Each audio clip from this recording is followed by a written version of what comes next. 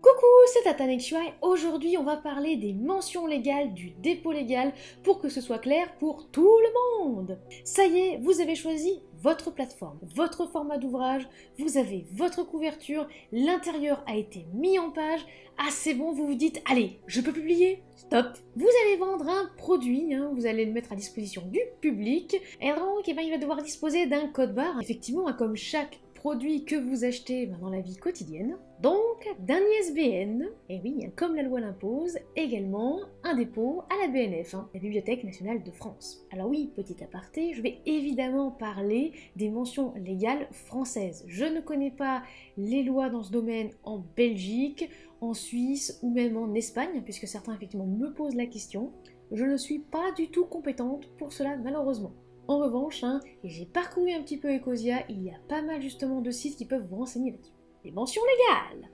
Petit tour sur le site du service public. Attention pour les livres jeunesse, il y a d'autres mentions, on en parle un petit peu après. Nom ou raison sociale. Oui, dans votre ouvrage, dans les mentions légales, on doit retrouver le nom ou la raison sociale, par exemple le nom de la maison d'édition, et l'adresse de l'éditeur. Alors oui, ils disent qu'on devrait mettre notre adresse pour les auto-édités, et je ne l'ai pas fait pour celui qui vient de sortir. Pourquoi? Alors, j'ai posé la question directement à la BNF, auprès des libraires et d'éditeurs également, surtout ceux qui ne mettaient pas effectivement leur adresse, mais qui mettaient par exemple uniquement leur code postal, ou tout simplement la ville, c'est également.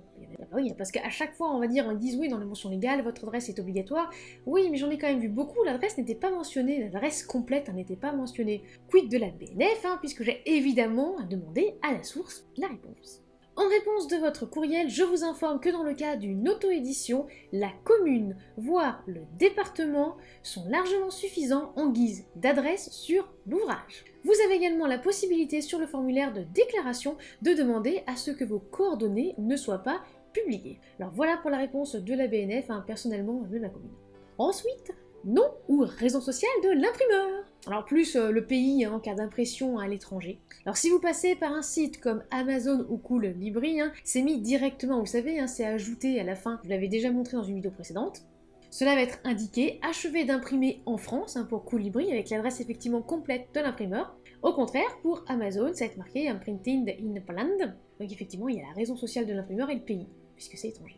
Prix de vente en euros. Alors effectivement en euros, puisqu'on est en France, dans l'Union Européenne. Si vous allez vendre votre livre au Canada, si vous êtes au Canada, je me doute bien que ça va être dollars canadiens, c'est ça? Je le répète. Là je veux des warnings de tout ce que l'on veut, des trucs en rouge, mais c'est obligatoire. Obligatoire, obligatoire, obligatoire de mettre le prix TTC sur l'ouvrage, sur la couverture.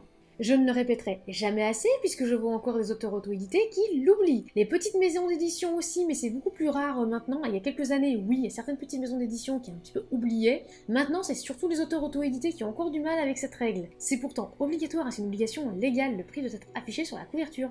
Alors oui, vous pouvez avoir eu des loupés, on va dire. Moi, ça m'était aussi arrivé pour un tirage de La Magie du Destin. Lulu avait un petit peu fait la merdouille entre deux fichiers, et c'est le fichier sans code barre qui était passé. Donc j'ai un petit peu lui couler quand même des exemples. Mais c'est une mention légale qu'il ne faut pas oublier, il faut vraiment vérifier. Alors traditionnellement, on le met à côté du code barre ou au-dessus. Alors je vous montre justement quelques exemples. Voilà comment justement on indique le prix. Donc soit c'est inclus dans le code barre, soit c'est au-dessus. En fait, où vous voulez, à partir du moment où c'est mentionné.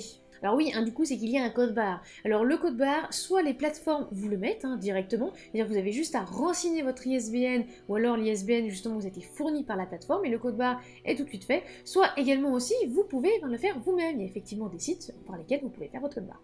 La date du dépôt légal, mois et année. Vous devez donc noter la date du dépôt légal. Alors moi, personnellement, je le mets au début, dépôt légal, par exemple mai 2020 ou juin 2020. D'autres préfèrent le mettre à la fin plutôt, voilà, une page de fin, dépôt légal, peu importe que ce soit au début ou à la fin, il faut qu'il soit mentionné. Voilà, ça c'est vraiment le principal. Et après vous allez me dire, oui mais comment je peux mettre le dépôt légal alors que je ne l'ai pas encore déposé, puisque pour le déposer il faut un ouvrage. Alors effectivement c'est une simple question de bon sens. Je mets toujours le mois du dépôt légal, en me disant je vais l'envoyer pour mai. Voilà, effectivement la BNF était fermée jusqu'à fin mai, donc j'ai mis dépôt légal mai 2020. Et l'ouvrage est parti en mai. Alors effectivement il sera peut-être enregistré en juin, Mais c'est pas grave, puisque votre déclaration, vous allez l'enregistrer en mai, puisque vous allez la signer, vous allez l'imprimer peut-être, je sais pas moi, le 14 ou 15 mai. Donc oui, le dépôt légal est fait en mai, il sera enregistré plus tard. Date et fin de tirage. Alors ce point ne concerne pas l'impression à la demande, c'est quand même bien marqué sur le site du service public et de la BNF. Alors j'ai vu déjà 2 auteurs auto-édités qui avaient mentionné justement un tirage dans l'ouvrage, ils avaient tiré plus de 100 exemplaires chez un imprimeur. Pourquoi pas, effectivement ça existe. Alors à titre perso, vu que moi c'est impression à la demande, et bien effectivement ça ce n'est pas marqué dans la mention légale pour moi. Date de réimpression. Alors ça, la BNF m'avait également répondu dans un courriel. Quant aux réimpressions, il n'y a pas d'obligation à mentionner la date du dépôt légal initial. Alors ça, c'est juste pour vous. Personnellement, je l'ai quand même fait pour la magie du destin, pour indiquer que la première édition avait été effectuée en 2013. Et la seconde, du coup, en 2020, et que c'était du coup une réimpression. Mais bon, vu que d'après le mail reçu par la BNF, c'est pas obligatoire, c'est pas grave si vous ne l'avez pas mis. Évidemment, je parle en cas de réédition ou de réimpression. Toujours se renseigner. Numéro d'ISBN, d'ISSN pour les journaux, les revues, etc. Je le répète, mais c'est obligatoire. On va en parler un petit peu en détail après.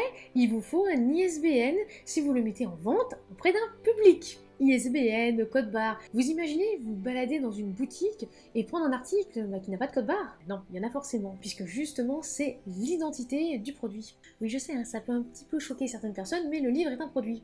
Donc on lui impose un ISBN avec un code barre. Donc pour les livres, ces mentions justement d'ISBN doivent figurer soit sur la dernière page de l'ouvrage, soit sur la page précédant justement la page de titre, ce que j'appelle moi la page des mentions légales. Je vous ai d'ailleurs montré des exemples. Pour les livres jeunesse, petit justement sous-titre pour les livres jeunesse, puisqu'effectivement c'est autre chose. Dans le cas d'une œuvre destinée à la jeunesse, doit porter la mention loi numéro 49-956 du 16 juillet 1949 sur les publications destinées à la jeunesse, modifiée par la loi numéro 2011-525 du 17 mai 2011, suivi du mois et de l'année du dépôt légal. Cette mention doit être imprimée sur la première ou la dernière page en caractères gras et apparent. C'est pas moi qui le dis. Alors je vous ai effectivement mis tous les liens dans les sources, si en plus vous voulez juste faire du copier-coller, c'est quand même un petit peu plus simple. Et en plus, pour un livre jeunesse, il y a d'autres conditions à remplir. Être de nationalité française ou ressortissant de l'espace économique européen, ne pas avoir été condamné pour les causes suivantes: abus de confiance, vol, escroquerie ou en matière de mœurs, ne pas s'être vu retirer tout ou partie de l'autorité parentale, ne pas avoir fait l'objet d'une mesure disciplinaire d'exclusion d'une fonction dans un établissement public ou privé d'éducation. Ça paraît un petit peu logique vu les ouvrages jeunesse, mais je me permets quand même de le rappeler. Passons maintenant aux mentions légales facultatives. Vous voyez quand même les mentions légales obligatoires à mettre, il n'y en avait quand même pas tant que ça. Si, allez, rassurez-moi. Le copyright. Nous le verrons évidemment bien plus en détail la semaine prochaine avec la protection du manuscrit, mais le copyright n'est pas obligatoire. Un livre est protégé par sa publication, son ISBN et son dépôt légal. En Europe, la notion de copyright n'est pas légalement reconnue. Oui, voilà, il y a dans les sources. Mais sa mention étant dissuasive, les auteurs et éditeurs peuvent ajouter copyright, ou alors un C aussi que vous pouvez retrouver facilement sur internet, année de publication, nom de l'auteur ou de l'éditeur. Parce qu'effectivement, si vous voyez une image sans copyright et une image avec copyright, c'est vrai que instinctivement, vous vous dites, ah ouais, celle-là elle est protégée par un copyright, je vais peut-être pas la copier. Alors qu'en réalité, les deux sont protégés par le droit d'auteur. Mais effectivement, même moi je le mets le copyright, puisque j'ai bien remarqué que quand je le mettais pas, les gens ont un petit peu plus tendance à vouloir copier. Mention de propriété intellectuelle. Les auteurs ou éditeurs qui souhaiteraient ajouter des protections liées au droit d'auteur peuvent faire figurer la mention suivante dans leur livre: le code de propriété intellectuelle et artistique n'autorisant au terme des alinéas 2 et 3 de l'article L 125-5 d'une part, que les copies ou reproductions strictement réservées à l'usage privé du copiste et non destinées à une utilisation collective, et d'autre part, que les analyses et les courtes citations, dans un but d'exemple et d'illustration, toute représentation ou reproduction intégrale ou partielle, faite sans le consentement de l'auteur ou de ses ayants droit et en cause, est illicite. Cette représentation ou reproduction, par quelque procédé que ce soit, constituerait donc une contrefaçon sanctionnée par les articles 425 et suivants du Code pénal. Oui, les auteurs et éditeurs peuvent effectivement mettre ces quelques lignes, cet article. C'est facultatif, ça peut dissuader ou pas. Parfois, effectivement, les lecteurs ne font pas forcément attention. C'est pas obligatoire, vous pouvez. Les droits réservés pour l'étranger. Pour les auteurs souhaitant faire plus simple en leur publiant en Belgique ou au Canada, la mention suivante suffira. Tout droit de reproduction par quelque procédé que ce soit, d'adaptation ou de traduction réservé pour tout pays.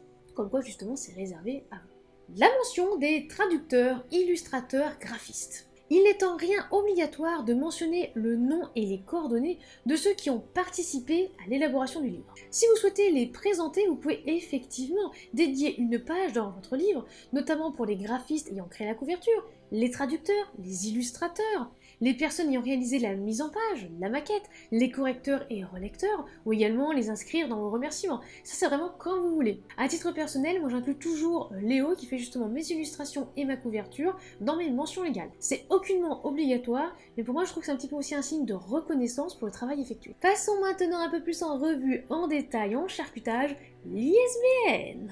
Ah, l'ISBN, tout le monde en parle, mais c'est quoi l'ISBN au final? L'ISBN est un numéro international normalisé permettant l'identification d'un livre dans une édition donnée. Selon le décret numéro 81-1068 du 3 décembre 1981, oui je sais, il pourrait pas mettre juste un titre ou un numéro, pris pour l'application de la loi relative au prix du livre, ce numéro doit figurer sur tous les exemplaires d'une même œuvre dans une même édition. Oui, vous vous rappelez la loi sur le prix unique du livre? C'est simple, des numéros, un code barre, c'est harmonisé, la même chose pour tout le monde, comme un numéro de série. Vous utilisez ces chiffres pour votre ouvrage. C'est enregistré, nom égale ISBN égale votre ouvrage. On veut commander votre livre en librairie? S'il est référencé, il suffit du nom du coup, et le libraire a l'ISBN. Sur certains sites, pour une chronique par exemple, le livre n'apparaît pas? Aucun problème, renseignez l'ISBN et tadam, toutes les infos justement vont défiler. Parfois, bon, il faut les remplir parce qu'elles sont un petit peu incomplètes, parce que soit l'auteur justement n'a pas tout transmis, soit parce que c'est pas forcément complètement enregistré. Et des fois aussi le livre n'est pas forcément retrouvé. Par ailleurs, le caractère international de cette numérotation constitue à l'étranger également une référence unique pour tous les professionnels du livre. Et oui, effectivement, c'est comme un ADN, en fait, c'est unique. C'est-à-dire qu'une fois que vous l'avez utilisé, il ne pourra plus jamais l'être. Plus jamais. Ni à nouveau, ni quoi que ce soit, rien. Même si le titre auquel il a été initialement attribué est épuisé depuis longtemps. Si par exemple, ah oui mais ce livre, il est sorti allez, dans les années 40, c'est bon, il est épuisé, plus personne va l'éditer, j'ai récupéré l'ISBN. Non, loupé, c'est pas possible. En France, c'est l'agence francophone pour la numérotation internationale du livre, l'AFNIL, qui vous attribue un ISBN. Alors vous avez également des plateformes qui vous en attribuent un, comme par exemple Amazon, ça peut vous en attribuer un. Allez, donc on est parti, on se rend sur le site de l'AFNIL. Ah oui, bien sûr, afnil.org. L'ISBN, donc le numéro international normalisé du livre, qui identifie de façon unique et permanente l'édition d'un livre donné. On est bon, on est sur le bon site. On est parti donc pour l'onglet tarification. Alors vous voyez, c'est très clair, très lisible, la politique tarifaire de l'AFNIL qui vous indique. Le règlement s'effectue en ligne sur ce site directement, après avoir imprimé et validé le formulaire de demande. Vous avez effectivement la nature de la demande et les coûts, tout est clair, tout est bien expliqué. Franchement, il n'y a pas de souci à avoir là-dessus. L'AFNIL d'ailleurs, je pense pas qu'un auteur ait eu des problèmes avec ce site, c'est quand même assez clair, c'est plutôt bien fait. Vous cliquez là-dessus, alors c'est payant maintenant, même pour les premières demandes, effectivement à mon époque c'était pas comme ça, maintenant c'est payant, c'est 25 € en traitement normal, alors vous voyez que c'est un petit peu plus cher si vous voulez l'avoir plus vite. Alors j'ai demandé à certains auteurs qui l'ont fait après confinement évidemment, parce que pendant c'était un petit peu compliqué, ça va, l'AFNIL justement a rattrapé un petit peu sur retard, c'est plutôt correct. Et après vous allez me dire oui parce que la liste elle n'est pas infinie, il n'y a que quelques numéros, ne vous inquiétez pas. Vous le voyez effectivement dans les tarifs, toute liste supplémentaire est gratuite, il suffit juste d'en faire une simple demande. Et c'est pareil si par exemple vous avez perdu votre liste. Non, je me sens absolument pas visée. Si vous avez perdu votre liste, ne vous inquiétez pas, il suffit juste de donner votre nom, justement, et un numéro d'ISBN que vous avez déjà utilisé, ou alors aussi le titre de l'ouvrage. Personnellement, j'avais justement un numéro d'ISBN que j'avais déjà utilisé dans la précédente liste, et l'AFNIL vous communiquera de nouveau, justement, la liste avec les numéros d'ISBN que vous n'avez pas encore utilisés. Bon, et alors après, parce que ça, on en parle même beaucoup de l'ISBN et pour les livres brochés. En revanche, très peu en parlent pour le numérique. Oui, effectivement, quid du numérique alors, des e-books, qu'est-ce qu'on en fait justement de tout ça? La réponse, justement, dans un super document tiré de l'AFNIL, alors c'est tout justement sur l'ISBN. Alors je sais, c'est un petit peu long, c'est un peu barbant également, mais ça permet aussi de se renseigner sur ce que c'est que l'ISBN.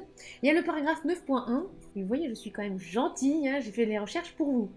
L'ISBN et les publications électroniques. Les publications électroniques, exemple livre numérique, application de livre numérique, CD-ROM ou publication sur internet, peuvent recevoir un ISBN à condition qu'elles contiennent du texte. À condition que ça contienne du texte, il faut un ISBN. Ce qui signifie donc les livres numériques. Livres et brochures imprimés et leurs différents formats de produits, oui, leurs différents formats, j'insiste, doivent avoir un ISBN, ce qu'on appelle justement un ISBN par format. Oui, ce qui signifie que si vous avez par exemple un livre numérique en EPUB, il ne pourra pas avoir le même ISBN qu'un livre numérique en .mobi. Ils vous mettent un petit exemple aussi dans le PDF. Un éditeur, par exemple, produit 2 versions EPUB d'un même livre, chacune avec différentes contraintes d'utilisation, puis les met en circulation par le biais de différents intermédiaires. Un ISBN est donc nécessaire pour chacune des versions de DRM spécifiques du produit. Alors DRM, pour ceux qui ne savent pas, c'est Digital Right Management, gestion de droits numériques en gros. Alors là normalement vous devez tout savoir sur l'ISBN, la liste justement donnée par la CNIL, ou alors si vous prenez un ISBN attribué par la plateforme, justement sur l'ISBN, le code barre, les mentions légales obligatoires et facultatives. Là normalement vous devriez être pas mal. Maintenant parlons un petit peu dépôt légal. Alors le dépôt légal, c'est quand même archi simple. Même moi qui n'aime pas du tout la paperasse, qui est un petit peu phobique administrativement parlant, là clairement le dépôt légal c'est simple. Maintenant, rendons-nous sur le site de la BNF et plus exactement dans l'onglet du dépôt légal. Alors toutes les informations sont en plus très bien faites sur ce site, le dépôt légal, la création d'aujourd'hui, le patrimoine de demain. Qu'est-ce que le dépôt légal? Qui dépose? Que faut-il déposer? Pour le moment on va voir qu'est-ce que le dépôt légal. Oui, c'est inscrit quand même dans le code du patrimoine. Il y a l'histoire, la définition, les enjeux et missions. Alors personnellement, si vous avez envie de vous y intéresser, pourquoi pas. C'est vrai que la plupart du temps, on va pas forcément s'intéresser au pourquoi du comment du dépôt légal. Bon, il faut le faire. Qui dépose? En France, le dépôt légal est obligatoire pour l'éditeur, l'imprimeur, l'importateur et le producteur. Donc effectivement, le site vous rappelle le cadre de la loi, il vous parle aussi de l'extranet, on va le voir un petit peu plus loin l'extranet. Donc que faut-il déposer? Comment déposer? C'est quand même très important, parce que bon, que faut-il déposer? Je pense que ça va un petit peu pour tout le monde. Mais comment? Et vous voyez, vous avez toutes les étapes et la navigation par étapes qui est très bien faite, c'est vachement ergonomique quand même leur site. Je suis établi en France, comment faire? J'ai rempli une déclaration de dépôt, j'envoie la publication, ma publication est enregistrée, et jusqu'à la fin, on va dire la dernière étape, les lecteurs peuvent consulter justement l'ouvrage. Il y a les exceptions du dépôt légal, alors effectivement, bon, les bulletins pour les élections, comme ça, on n'a pas besoin de le déposer. Je vais parler également du centre d'exception handicap aussi à la BNF, parce qu'on n'en parle pas souvent. Donc quels sont les principes d'exception handicap au droit d'auteur? Qu'est-ce que la plateforme Platon aussi? Vous avez vraiment toutes les ressources disponibles sur le site. Alors, voyons voir l'extranet. Alors oui, donc l'extranet du dépôt légal, c'est là que vous allez faire justement vos déclarations, vous allez suivre votre dossier, comme absolument tous les organismes en fait possibles. Donc évidemment, il faut s'inscrire. Alors là, j'ai complètement fait un autre compte, puisque moi je suis déjà inscrite. J'ai pas le formulaire, donc pour vraiment vous montrer le formulaire, j'ai refait un autre compte. Il faut remplir vos informations personnelles. Et aussi, il vous demande justement pourquoi vous voulez aller sur la BNF, qu'est-ce que vous voulez faire justement, qu'est-ce que vous voulez déposer à la BNF. Même là, pour l'exemple, ça m'a pris 10 minutes pour le filmer et pour le faire. C'est pas long, c'est pas chiant. C'est pour ça que quand je vois certains organismes qui vous réclament parfois 50 € pour faire le dépôt légal, alors qu'une fois que vous avez fait votre compte il est fait. Après, vous avez juste à vous connecter et vous arrivez directement sur la déclaration. C'est vrai que bon, au début, il faut faire son compte. Bon, il y a l'email de confirmation, d'accord.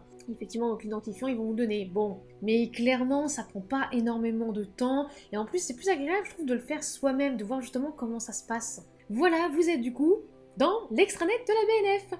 Donc vous voyez vos déclarations et dépôts, les déclarations en cours, si jamais il y a des problèmes, celles qui sont en suspens, etc. Donc tout est indiqué avec des petits bâtons de couleur. C'est assez sympa. Nous, on va accéder au formulaire. Oui, nous voulons faire une déclaration de monographie, donc un livre, une monographie. C'est parti.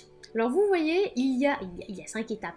Le descriptif du document, ça paraît un peu évident. Le titre, s'il y a un sous-titre ici également. Si c'est inclus dans une collection ou une série, le numéro dans la collection et la série, s'il y a besoin. Si c'est une nouveauté ou une nouvelle édition, alors nouveauté évidemment c'est un livre inédit, une nouvelle édition, c'est comment avec la magie du destin justement, je l'ai réédité, qui est différent. Le tirage, si c'est à la demande ou pas, le prix en euros TTC, donc effectivement vous devez le connaître, et la date de la mise à disposition du public. Donc nous, on a mis pour l'exemple le 1er septembre 2020. Allez, pourquoi pas. Ensuite, l'étape 2, et bien là c'est ce qui va concerner justement l'auteur, avec sa date de naissance qu'on va vous demander, ainsi que le pseudonyme. C'est à ce moment-là que vous pouvez mettre effectivement un pseudonyme. Et vous avez le magnifique petit onglet, la fonction.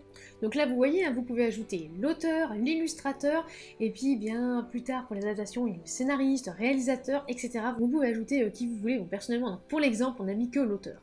Voilà, c'est l'auteur du livre. L'étape suivante, c'est ce qui va renseigner vraiment le code barre du livre. Donc là, nous, on a mis elle est sans ISBN, mais si vous avez un ISBN, il faut effectivement le renseigner à ce moment-là. La hauteur de votre livre, la largeur. Vous vous souvenez, hein, quand je vous avais parlé justement d'un petit escargot, hein, il sert quand même un centimètre. Le nombre de pages également, on va dire tout ce qui concerne le livre, quoi. Ça, vous l'avez déjà sous la main, donc ça ne devrait pas vous poser de problème. Également aussi l'adresse de l'imprimeur, si par exemple c'est un imprimeur à côté de chez vous, pourquoi pas. Et enfin, l'autre étape, les informations donc complémentaires. Alors là, c'est si vous acceptez ou non que ce soit inclus dans les nouveautés éditeurs de la BNF. On dit bah oui, moi je vais être dans les nouveautés justement éditeurs de la BNF. Eh bien, il faudra effectivement communiquer un résumé, ainsi que des images, le recto et le verso. Bon, et en plus, hein, je vous l'ai mis, hein, c'est limité à 2 MO par image. Je me suis aussi fait avoir parce que les images sur Photoshop, elles étaient plutôt à 5-6 MO. Donc on a dû les compresser en JPEG, hein, parce que les images de base étaient trop lourdes. Et voilà, avec justement le résumé de votre ouvrage. Et ensuite, le récapitulatif. Alors voilà, avec absolument tout ce que vous avez renseigné avant, vous pouvez enregistrer en brouillon, vous pouvez modifier, et une fois que vous mettez valider pour envoi, vous allez avoir une autre page qui va s'ouvrir, hein, un PDF que je vous recommande fortement d'enregistrer sur votre ordinateur dans un petit dossier, et qu'il va falloir imprimer. Vous allez du coup le glisser, on va dire, alors moi je le mets souvent dans l'enveloppe, dans le bouquin, en fait carrément pour éviter trop que ça se balade, car il faut le joindre à l'envoi. Ça c'est très important, hein, vous devez le joindre à l'envoi justement cette déclaration. Bah oui, il y a toutes les informations dedans, en plus du livre. Donc là c'est bon, vous avez votre déclaration, votre colis est bientôt fini, hein, vous avez fait votre colis vous-même. Alors soit vous réutilisez un carton, ça je sais que beaucoup le font, et moi aussi justement je le fais, je recycle justement les cartons comme ça, jusqu'à ce qu'ils ne puissent absolument plus être utilisables. Soit vous pouvez prendre une enveloppe bulle, alors il y a des enveloppes bulles à peu près partout, ou encore aussi vous achetez à la poste, mais alors à la poste je les trouve quand même un petit peu cher, hein. Ça c'est mon point de vue personnel. Donc voilà, c'est bon, votre colis est presque prêt. Alors l'adresse est indiquée justement sur la déclaration, hein, ne vous inquiétez pas, l'adresse est marquée dessus, vous pouvez la retrouver facilement sur le site de la BNF, ça pose pas trop de problème. Non, le seul petit point qui peut être problématique et sur lequel je vais insister, mais je vais insister beaucoup, car j'ai beaucoup trop d'auteurs qui se font avoir par la poste, j'ai beaucoup trop de postiers qui ne connaissent pas du tout la franchise postale. C'est agaçant parce qu'on n'arrête pas de le répéter, on n'arrête pas de le dire sur les réseaux, et il y en a encore qui écrivent des articles en 2020, oui, vous allez devoir payer les frais de port. Non, voilà, c'est bien inclus comme ça. Non, il y a une franchise postale pour les dépôts à la BNF. Donc, c'est bien indiqué dans la BNF, j'envoie la publication. Alors, il vous le rappelle, hein, évidemment, dans les étapes, hein, n'oubliez pas la petite feuille que vous allez imprimer et hop, glisser dans votre ouvrage. Donc voilà, donc vous envoyez le document, et là, notre petite ligne qui nous intéresse. Pour tout envoi au dépôt légal, je bénéficie de la franchise postale. La mention à inscrire à l'emplacement justement normalement du timbre, hein, franchise postale, dépôt légal, code du patrimoine avec le numéro de l'article. Ne vous inquiétez pas, hein, c'est aussi dans les sources dans la description. Si jamais vous rencontrez des problèmes avec la poste, vous voyez, hein, parce que la BNF a rajouté quelques lignes, hein, depuis 2013 quand moi j'avais fait mon dépôt, si effectivement ils ont eu des échos, hein, il y a toujours des échos, bien leur expliquer, bien leur dire ces petites lignes, hein, dans la charte justement c'est marqué ça. Même avec ça, je sais, vous pouvez avoir des soucis, puisque j'en ai eu. Même quand je leur ai dit, mais vous savez, hein, dans votre charte, c'est marqué, etc., j'avais quand même donné le numéro, l'article, l'alinéa. Non, ils ne comprenaient toujours pas. Même malgré ça, vous insistez, vous ne cédez pas. Ça fait un petit peu je tape un scandale dans la poste, mais c'est votre droit en fait. Vous faites juste prévaloir vos droits. Alors non, il n'y a pas de « ah oui, je cède et je vais payer 7,50 € de frais de port ». Non. Voilà, maintenant, il ne devrait plus y avoir d'auteurs qui payent les frais de port pour le dépôt légal.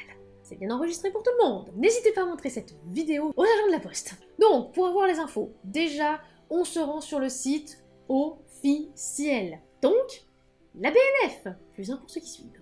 Vous pouvez vérifier que votre ouvrage est dans le catalogue de la BNF sur le catalogue de la BNF, justement. Alors sachez qu'il faut compter à peu près 2 ou 3 mois pour que ça apparaisse dans le catalogue. C'est à peu près le délai moyen. Alors là, je sais que vu qu'on est un petit peu en post-confinement, il peut y avoir un peu plus de retard. En revanche, si vous ne voyez pas votre ouvrage 1 an après, commencez un petit peu à vous inquiéter. Normalement, vous recevez un récépissé, hein, c'est-à-dire que quand justement votre livre est enregistré, que le dépôt a été bien fait, vous recevez un récépissé par mail. Si vous ne le recevez pas, il ne faut pas vous inquiéter. Certains auteurs, éditeurs, même rechignent parfois à le faire. alors qu'il s'expose à des sanctions quand même. Oui, il y a des sanctions, puisque le dépôt légal, je rappelle, c'est obligatoire. Et le dépôt légal, c'est gratuit. Alors oui, vous devez donner un ouvrage, d'accord, c'est sûr que ça vous fait un ouvrage de moins à vendre, et c'est gratuit, donc pourquoi vous en priver? Donc en plus, le dépôt légal peut vous servir plus que vous ne le pensez. Alors certes, c'est pas une protection stricto sensu, mais il peut servir de preuve pour établir la date de création d'une œuvre, par exemple. Oui, tout est daté, horodaté même, ce serait quand même dommage de se priver de ça. Et on parlera de la protection des manuscrits la semaine prochaine. Voilà, c'était la vidéo sur les mentions légales, le dépôt légal, l'ISBN. J'espère qu'elle vous aura plu, et surtout qu'elle vous aura bien éclairé. N'oubliez pas de vous abonner, de lâcher un like ou un commentaire, ça fait toujours plaisir. Pour nous soutenir, vous pouvez vous rendre sur Tipeee ou Utip, Tatanexua et partout. Les liens sont dans la description, et en attendant la semaine prochaine, soignez votre plume.